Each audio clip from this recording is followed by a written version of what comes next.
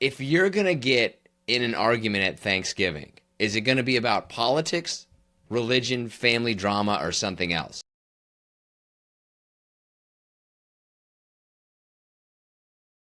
I'm gonna break it down into eras, into times. A decade ago, it would have been politics. Before Mm. that, it would have been family. It would have been family drama, and now, like say on Thursday for Thanksgiving, it would be family drama again. Oh, so you go through cycles.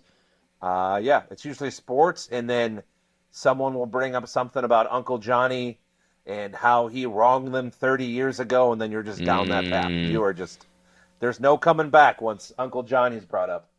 Oh, yeah. See, we don't argue about a lot of family drama. Our family drama is much more under the table. Ours is probably going to be like, why aren't you going to church? We would argue about Oh, religion because within blood relation, there's a strong sense of you don't talk about politics. Like it doesn't even get it's not going to get brought up by anybody of a blood relation. Now somebody outside of blood relation is going to get bring it up and it's going to go brief for a second, but that's going to get shut down real quick. yeah. I mean, listen. Obviously, politics, especially nowadays, are very left or right. There's no middle ground, and that's just not fun. I feel like if you can find me a family that actually like that ruins their holidays, still, I feel like they just need to hash it out and just move on. Like, just don't bring it up. Don't talk about it. It's not worth it. Here's a question for you. Would you say families are the most are the toughest thing you'll ever have to deal with in adulthood? Oh yeah. Especially as you get into our age where you're kind of in this unique situation in which you have children that you have to care for and parents that you're kind of having to care for. Like you're essentially taking care of two groups of people at the same time while trying to take care of yourself. I never understood that statement before where people would say like life begins at 35, life begins at 40. Now I completely understand it. Like life really Yeah, begins when your kids are getting older and so are your parents. And you're suddenly you got to get through all of that. That's tough. you're kind of thrown right into the middle of it, and it's some people have to make the decision. I think. I mean, we haven't had to yet, but do you? Where do you spend your time on? I mean, it's tough. It's anyways. So let me ask you another question. Follow up Thanksgiving question. Um, Say you're not hosting, but you show up late to a family Thanksgiving dinner.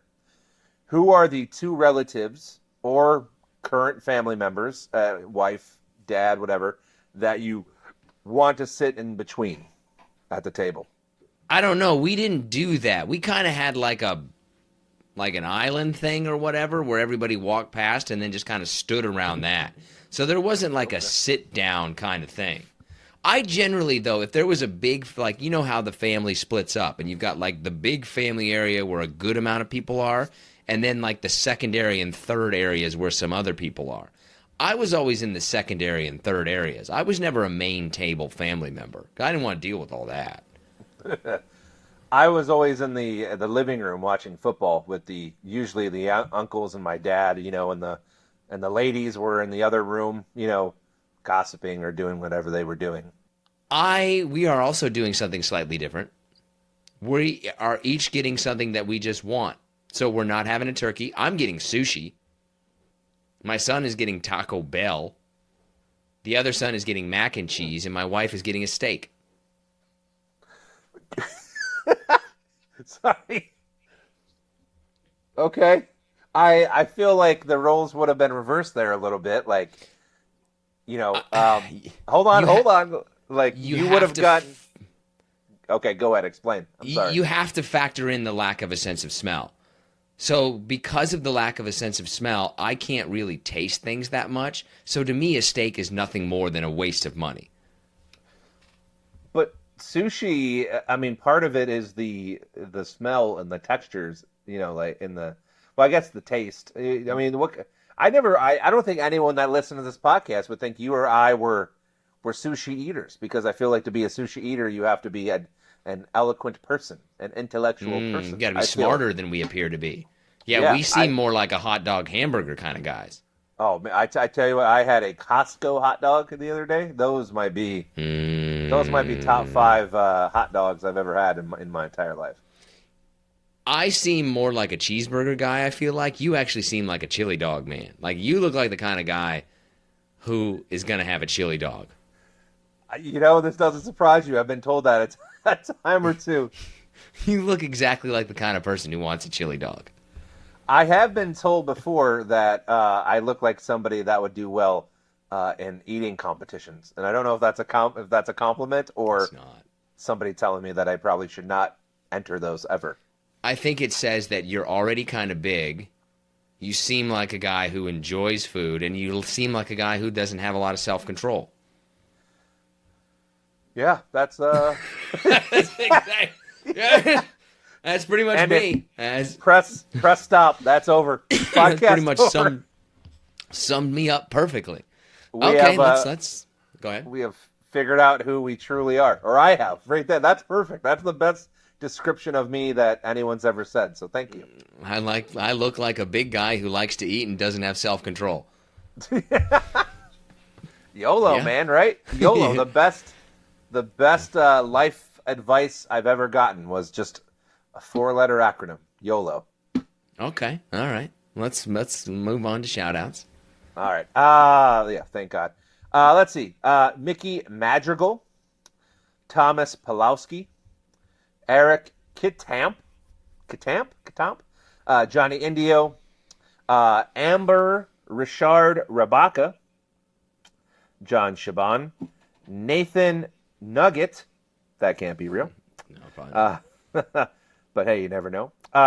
Felicia Abry, John Stamos, but he does not look like the actual John Stamos. Not the so- actual John Stamos? Okay. No, sad. but when I saw his name on our social media recently, I had to do it just because it's Naturally. John Stamos.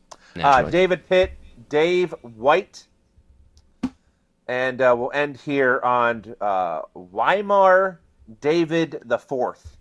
So Weimar. there you go. Weimar. I'm sure I'm screwing that up. Man, there's so much just crap to talk about. I just don't even I don't even know. I wrote this down, not sure why. Apparently Cher announced, but I forgot who it was, that she's only been broken up with once in her entire life. And I feel like that's a lie. Not that I truly care. However, I guess I've never thought that Cher was like this super attractive, like non-breakable up with person, but apparently she thinks so. Have you more which role have you usually played? Have you been the person getting broken up with or the person breaking up? Yeah, no one believes this, and you shouldn't. But I'm usually the one that's ending things. Really? I've never ended a relationship. I've always been broken up with. Oh, yeah, I'm usually the one that ended things. Though, to be fair, I only had 3 girlfriends in my adult life, so I was single for quite a while. Oh, I don't think do guys really that have that many girlfriends? I don't think that most guys really have that many girlfriends. Significant girlfriends. I'm not like something that lasts 6 months or more. I don't think most guys usually do. Yeah, you're right. I definitely think that's the other sex problem. Yeah, I think women go through a lot more relationships than men do. I only had that you wouldn't count as just like casual encounters or let's see if this is going to evolve into something else. I only had 2 girlfriends and then my wife. Yeah, see, I had 3 and then my wife. So, and of course, all those dates that you and your then girlfriend ruined for me. Thank you very much for all those. No problem. Appreciate That's you. what we were here for. That's how I knew God. that she was the one, was when we were able to work together to ruin your dating life. my I God. appreciate her for that, to be honest with you. I don't really know any guys who've had a lot of girlfriends. For those of you that aren't aware of that story, 30 seconds. I was out on I believe it was a first date with the lady, and Nick and his girlfriend at the time, who's now his wife, just thought it'd be funny to just keep calling me over and over and over again. And she finally got fed up and said if she wasn't important enough, and my phone was, and got up and left. So thank you for that. Appreciate You that. have self-control. You have the ability to turn your phone off to not pay attention to it. Don't blame other people for your actions. Here's the thing. I knew if I answered it and said it's something wrong, you were going to either call me an idiot or make up some joke and then just keep doing it. So I was done. There was no recovering for me. It was bad. No, what happened there, honestly, is that you gave up before you even started to try. You could have responded with like, hey man, look, I really think I like this girl. Can you leave me alone? Or you could have turned your phone off. So don't blame me for your decisions. I'm going to blame you. It was Val Kilmer, by the way. He was the one who apparently broke her heart. The only person that ever dumped Cher was Val Kilmer. That's an odd pairing. That doesn't seem like something that like Cher and Val Kilmer dated. Okay, all right. Mm-hmm. I mean, really? I think, Val Kilmer, the generation of today only knows him as the guy that talks like this and has the, all the cancer. But, man, back in the 80s and 90s, he was a stud. He was amazing. Oh, yeah. No, I'm not surprised that Val Kilmer was able to get Cher. I'm surprised that Cher was able to get Val Kilmer. Oh, that's an interesting take on it. Yeah. I would say that he was kind of the more attractive person relative to sex in that relationship. Guess I never even really thought of it from her side. She's been, she's a lot older than everyone thinks. She's almost 80. Like she's been around for a minute. Val Kilmer's not that old. So she bagged him in his prime. That's impressive. She must be doing something right. She's doing something right. So that's so funny. Let's see. Have you ever been so stressed out that you've lost hair, teeth, weight? No, I handle stress very well. Well, apparently the director of Squid Game, pretty popular show on Netflix. Oh, yeah. Okay, I know what you're talking about. Says that he lost, for some reason, it's 8 or 9. I don't know how you don't know the correct number, but 8 or 9 teeth due to stress while shooting the first season of Squid Game. The second season comes out in December, I believe. But losing teeth because you're stressed out over a show, that's dedication. How did they just fall out, or did he just grind them away? He must have just ground them away or something like that. Because that's pretty crazy to be that level of stress that your teeth fall out. That's bad. That's wow. Yeah, stress is powerful, man. I think that people underestimate the effects that it can have on you. Listen, if everyone could be as chill as you, it would be all right. Oh, I just internalize it and take it out in rage. Let's see. There was a couple of these videos that popped up virally, and they kind of annoy me, but I wanted to get your take on them.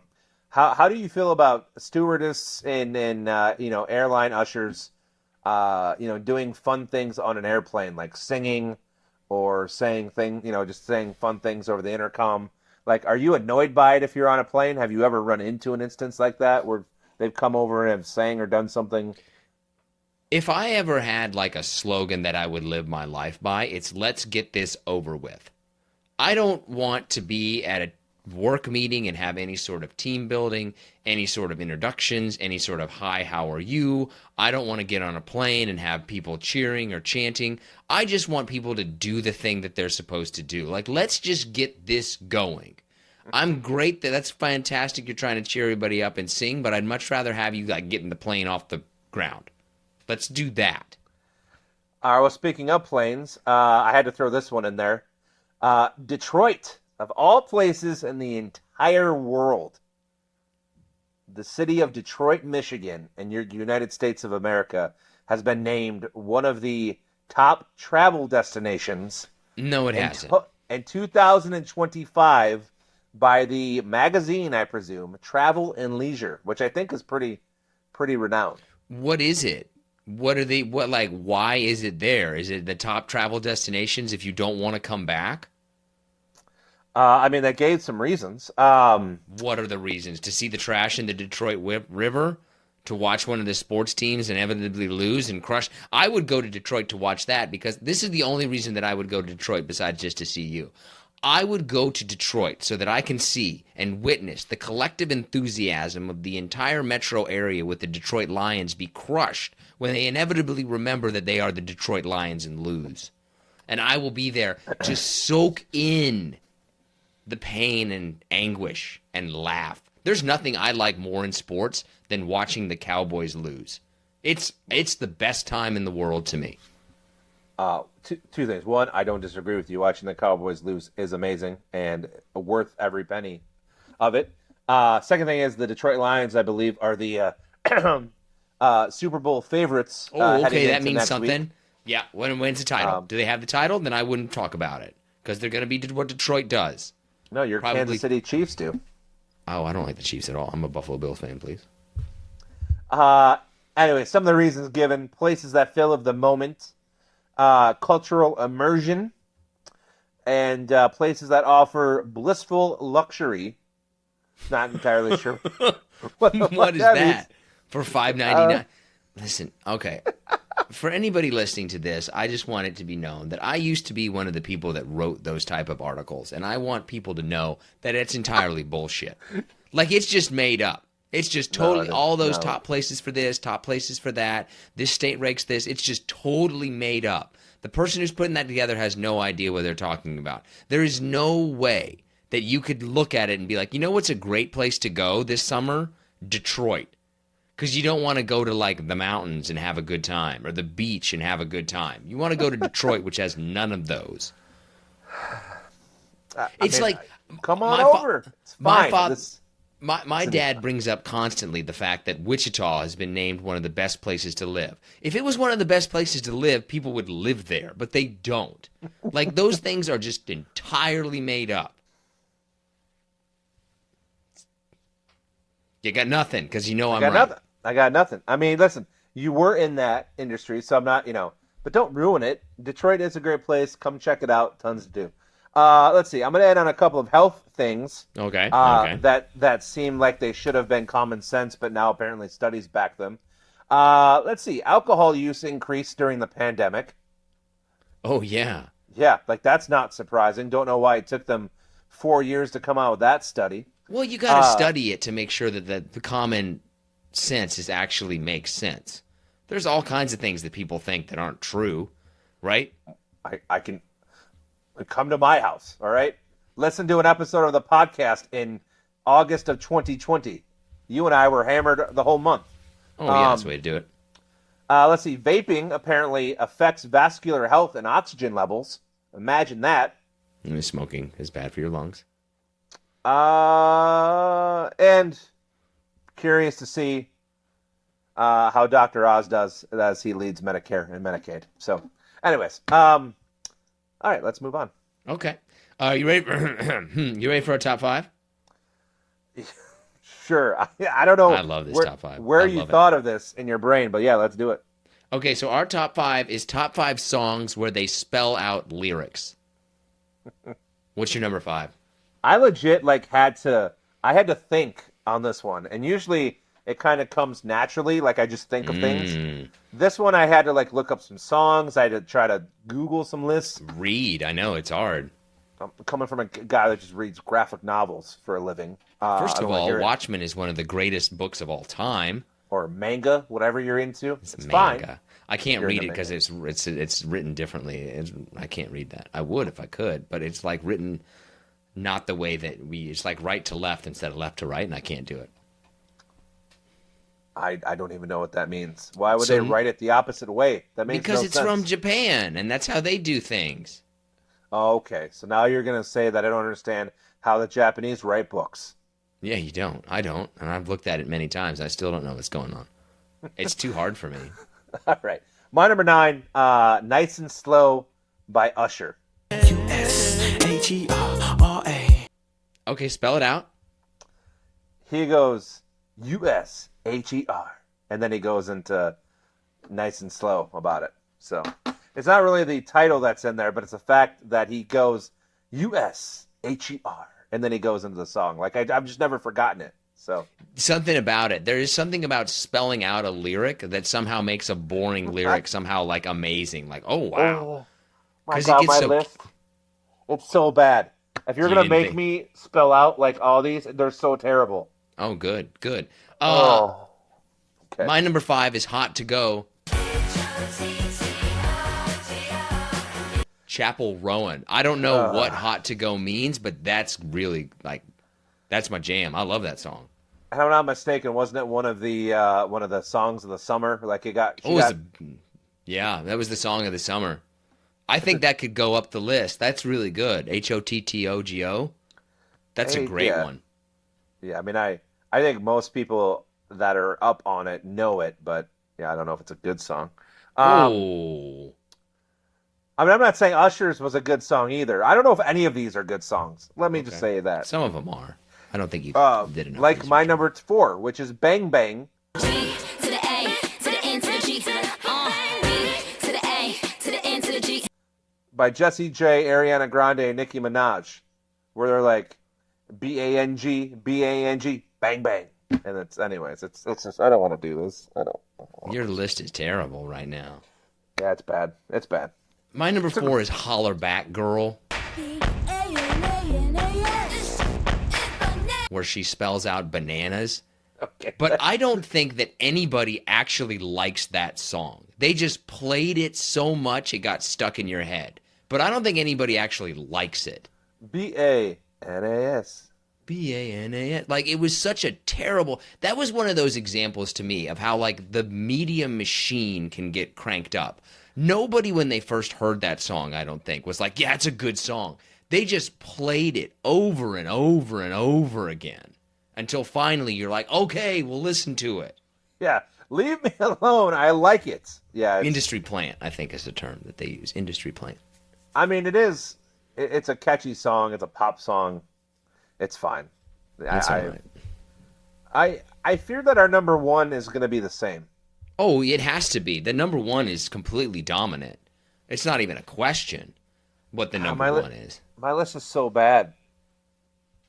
I feel like there has to be so many more, but I couldn't think of any. Yeah, you didn't do a good job, doesn't sound like. Can you actually move so you're in the frame so people can see you and witness your embarrassment?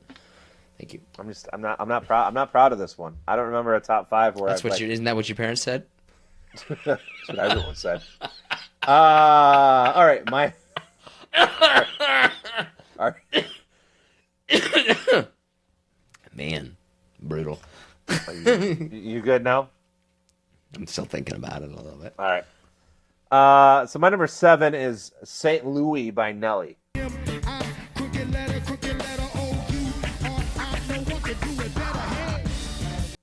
Or my number 3, not 7. Oh my god. Spell it out. St. Louis by.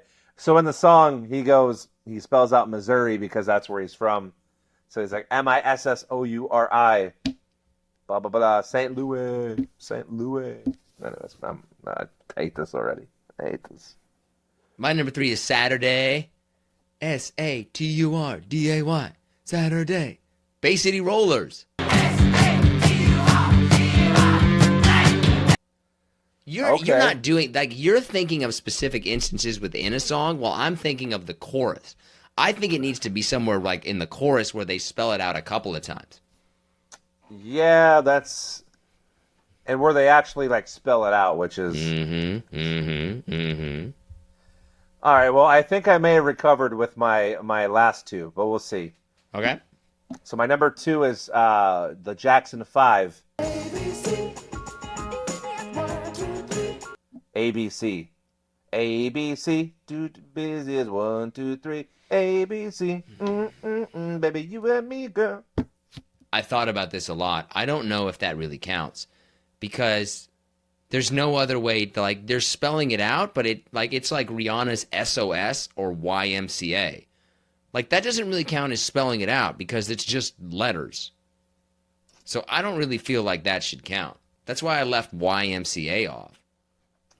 I just left the Y.M.C.A. off because it's just an annoying song to me. Oh, yeah, it is. I mean, I don't want to defend it nor not defend it, but I think they're spelling something out, whether it's a word or not. I mean, it's letters. I think it should count. My number 2 is a song I had to listen to like 30 times before I understood what they're spelling, even though it's pretty simple, but it's INDEPENDENT something by Webby. INDEPENDENT I-N-T, do you know what that mean? Baby fat, just relax. I don't know who Webby is, but that song is stuck in my head. I-N-D-E-P-E-N-D-E-N-T. Yeah, Do you know what that means? It's a good song. I like it. Have no idea what You're in you're culture. what you're going with there. Okay, what's your number one? I mean, it's the same as yours. Yeah. R.E.S.P.E.C.T. I got what it means to me. R.B. or B. Me? I don't. Whatever. I don't know what the other I'm lyrics just are, embarrassed. but R.E.S.P.E.C.T. Find out what it means to me. R.E.S.P.E.C.T. Take Respect R.E.S.P.E.C.T. is easily number one. By Number one. by the legendary Aretha Franklin. Doesn't get much better than her. If you're gonna say legendary, don't then pause and have to think about what the name was. The legendary. She used to call our news station and be like, "Hey, Johnny." And we used to have a main anchor there. His name was Huel Perkins. He's since retired. Another fantastic guy. Shout out to you, Huel. You used to listen. Maybe you don't anymore. But she'd call me, "Hey, Johnny, can you get a message to Huel for me?" And she'd just be sitting on her couch in Detroit watching the news. Oh yeah, what was the message gonna be? Like, what did she want? Oh, there was an array of things. She usually would call on Mondays or Tuesdays because I think she'd do shows later in the week. And it was always, tell him that his tie last night was too bright, or tell him that he missed this story, funny. and she was a huge fan of local Detroit television, and she let us know. We weren't the only station she called. I know that, but she would call pretty much every week, once a week to talk about something. She knew your name. You knew Aretha Franklin. Yeah, I mean, hey Aretha, yeah. what'd you call her? Did you call her Mrs. Franklin, or did you say, "Hey Aretha"? I mean, after a while, I just say, "Hey Aretha," Oh, I would have said Mrs. Franklin. You don't deserve to call her Aretha. At first, I guess it's not really a funny story, but it is true. I didn't believe it was her when she first called. And I was like, "Okay, can you leave me your phone number? Like, I'll get the message to Huel, blah, blah, blah." And someone else had heard me talking, and they're like, was that really Aretha? And I'm like, it sounded like her, but I doubt it. So then I went to Huel, and I told him, and he was like, "Well, let me check." And he pulled out his phone, and it was her phone number. And that's why I was like, holy shit, that was Aretha Franklin. That's called. Funny. And Mrs. Franklin. You should call her Mrs. Franklin. She does. You're right. She absolutely deserves to be Mrs. Franklin. She is. Yeah.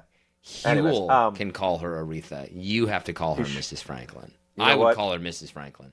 You are not right on many things, but that you are correct on. Huel can call her whatever he wants. I should call her Mrs. Anyways, honorable mention. I really only have one-ish, and I'm not even sure what this means, though everyone knows the song, and it's Jay-Z's Izzo, H.O.T.T.O.G.O. That's that song. Okay. Which, once again, I'm probably wrong. I really don't know what it means at all. Yeah, and then I also put down here, I did have Hollaback Girl and I had SOS, but that was it. And then I wrote down 50 Cent because I think there was a 50 Cent song where he said something like that, but I couldn't remember what it was. There is a 50 Cent song, P.I.M.P., and then there's a Method Man song where he spells out M-A-T-H-O-D, man, M-E-T. I don't know what it's called. It might be called Method Man. And then there's something Divorced by Tammy Wynette. But that's a little before our time. Oh, and then Queen Latifah, Unity, U-N-I-T-Y. Queen Latifah, that's okay. That deserves some love, man. She's a legend too. Call her Miss Latifah.